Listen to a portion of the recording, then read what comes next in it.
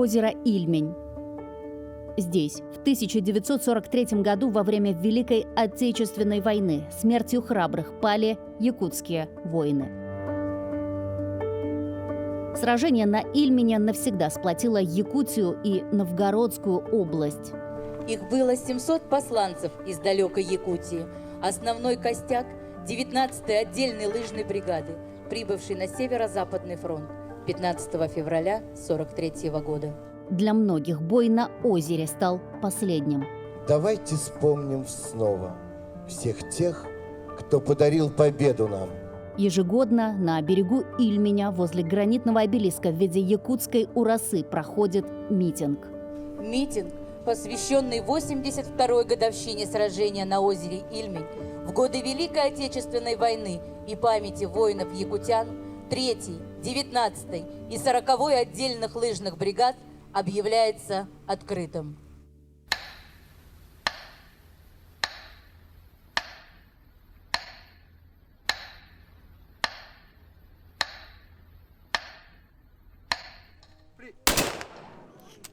Ровно 82 года назад этими тропами по озеру Ильмень глубокой ночью шли якутские лыжники.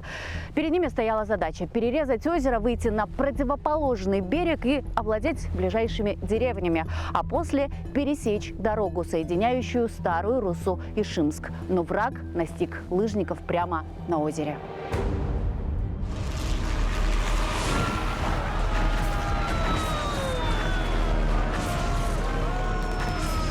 Они прибыли на фронт 15 февраля 1943 года. Ровно через неделю началось наступление. Скоро и вам на фронт. Бойцы лыжных бригад в белых маск-халатах совершили марш-бросок с полной боевой выкладкой.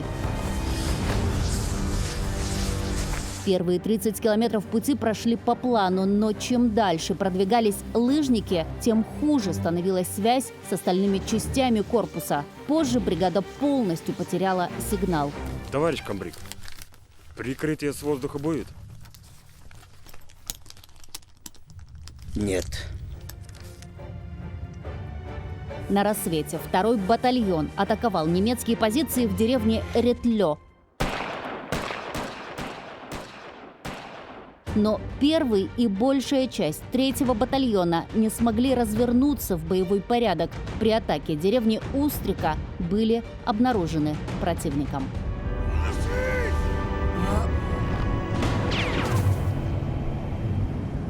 Враг засел на высоком берегу Ильменя, лыжники на озере, как на ладони. Наших бойцов накрыл шквальный пулеметно-минометный огонь с земли и массированная бомбардировка с воздуха.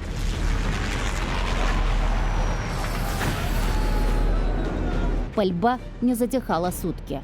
Лыжники погибли от огня фашистов и тонули в полыньях и среди льдин.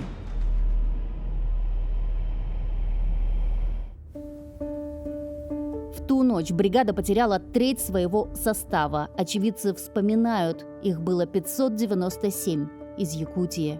Мне 86 лет.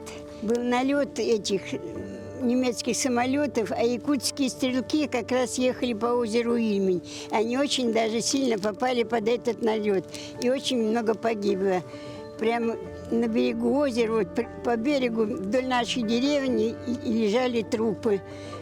За ночь там какое-то количество ребят, видимо, были живые, ушли. А утром трупы были, потом их захоранивали здесь у нас. Для Гаврила Константиновича Жиркова сражение на Ильмене не заживающая рана. У него здесь погибли двое родные дяди. Одного из них, еще будучи мальчишкой, он провожал на фронт. Я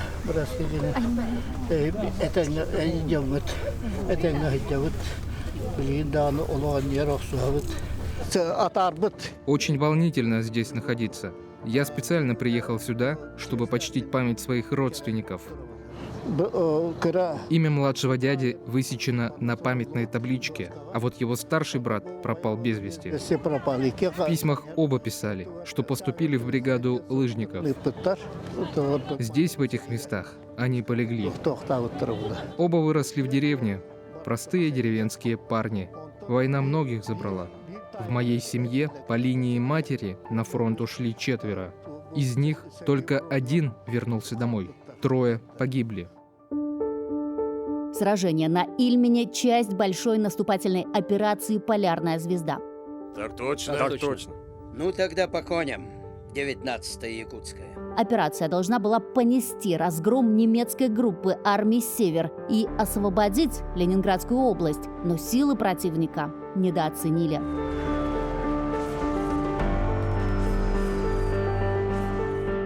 В сражениях на Ильмене выжили немногие. Один из них – Сергучев Иннокентий Лазаревич. Его дочь поделилась. Он получил сквозное ранение, мог погибнуть. Пуля едва не задела сердце, пролетела в 1,5 сантиметрах. Ему повезло. Его брату нет. Он потерял очень много крови. И полдня лежал без сознания. А ночью тогда, только ночью приехала бригада санитаров, собрать погибших там, раненых. Тогда его только обнаружили. Целых полгода он по всем госпиталям лечился и приехал на свою родину. И все равно продолжал работать учителем. Мой дядя, вот, Иосиф, тоже Лазаревич, его родной брат, он похоронен в этой же области, в Парфинском районе, деревня Новая. В этом районе тоже. И он был очень молодой, 21 год он умер. Он был бригадиром в своем колхозе. Бригадир был очень такой, говорят, очень видный, высокий, красивый. Он не познал жизнь даже, не жил.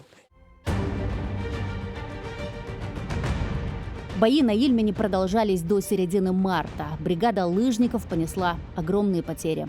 Была расформирована. Операцию «Полярная звезда» завершили. Те, кто мог, влились в 150-ю стрелковую дивизию и дошли до Берлина, штурмовали Рейхстаг. А в деревне Устрика, на берегу озера, вот уже 25 лет высится гранитный обелиск в виде якутской урасы. Он стал домом для тех, кто совершил бессмертный подвиг и погиб на Ильмене. Героические скорбные события 43-го года навсегда побратили наши народы. Для каждой семьи старороссов это тоже сегодня часть их истории. Никто не забыт и ничто не забыто. Это не просто слова. Это наш долг чтить и помнить каждого, кто отстоял нашу старорусскую землю. И вы знаете, что в Старой Руси есть улица якутских стрелков, что в музее Северо-Западного фронта и в музеях, которые расположены в наших школах, имеются экспозиции, посвященные тому самому ледовому бою, который не состоялся. Но якутяне погибли. Погибли как герои. И мы чтим эту память.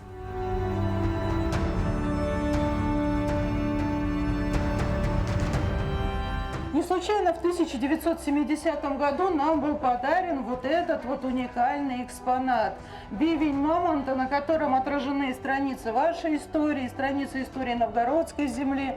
Здесь вы можете видеть и Чарон представлен, и памятник тысячелетия России, наш новгородский, и сама сцена на льду Ильмень-озера. Эта печальная страница – это один из таких глубоких памятных моментов истории Северо-Западного фронта. И мы всегда вспоминаем якутян, которые сложили свои головы на нашей новгородской земле. В 1968 году в Боригах появился знак памятный, мимо которого вы, наверное, проезжали, видели его. А вот в 2000 году уже в Устрике появляется мемориал, который символизирует собой наш расколотый лед Ильменя. И там таблички с именами тех, кто погибли на льду озера.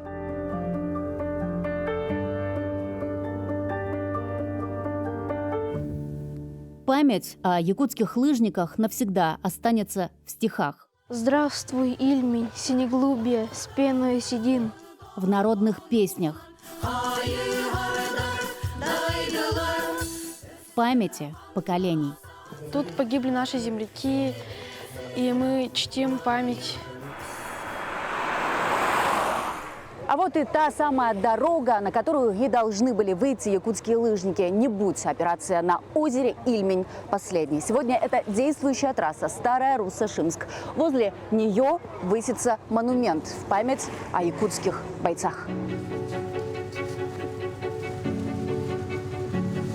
Работа по увековечению памяти воинов-якутян будет продолжена. В рамках республиканского историко-патриотического проекта «Бастионы памяти» на этом месте появятся памятные таблички с именами якутских защитников, погибших на новгородской земле в годы Великой Отечественной войны. В каждой советской семье есть свой солдат, сражавшийся на фронтах Великой Отечественной войны.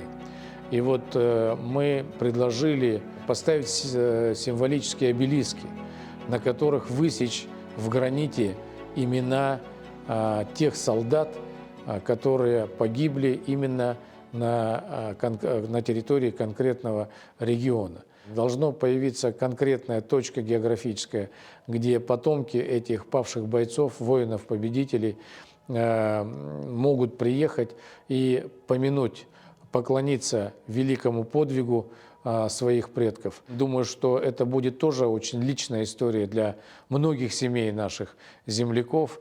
Абсолютно уверен, что из этого родятся очень многие другие инициативы. Появятся книги, появятся стихи, появится более живая связь сегодняшних поколений живущих, будущих с теми героями, которые отстояли нашу Родину в той жестокой, кровавой войне.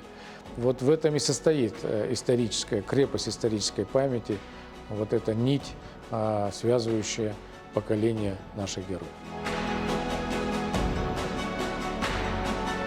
Айсена Бурнашова, Виктор Олесов, Айтал Байтунов, Новгородская область.